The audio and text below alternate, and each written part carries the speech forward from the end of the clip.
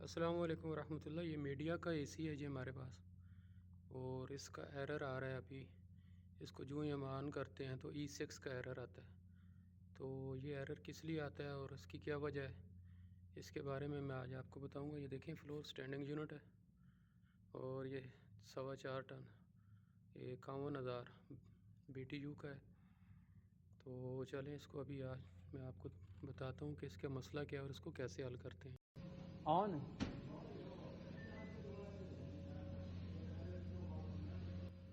ये error show करने लग पड़ा है ई सिक्स का एरर क्यों आता है और इसकी क्या वजूहत हैं। तो ये एरर ज़्यादातर जो आता है ना जी, ये कम्युनिकेशन का एरर होता है।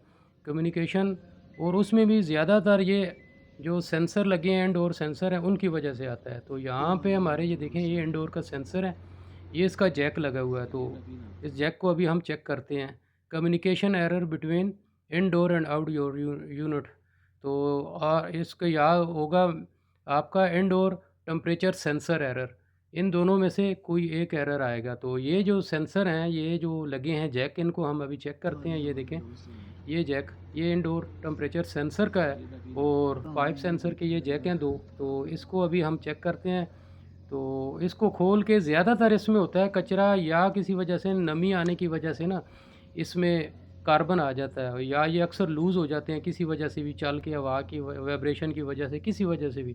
तो इसको खोल के मैं दोबारा अभी लगाता हूँ। तो फिर इसको चेक करते हैं कि आया ये काम करता है कि नहीं। तो ज़्यादातर ये मसला जो है सेंसर का ही आता है। तो उसके बाद ये देखें, जो ही हमने अभी दोबारा इसको ऑन करेंगे, तो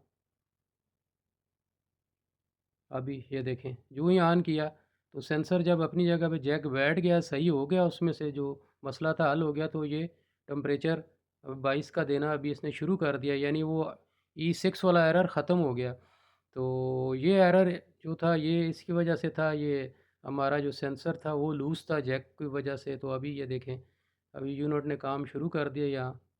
ये तो ये छोटा सा एक मसला था जी, जो इसमें जो जो इसकी एरर आने की वजह थी। तो इस तरह अगर आपके भी मीडिया का एसी है तो उसको ज़रूर ये चेक करें। अगर ये मसला अभी यहाँ से मसला हल ना हो तो फिर इंडोर आउटडोर की जो कम्युनिकेशन की वायर है उसको चेक कर लें। अस्सलामु अलैकुम।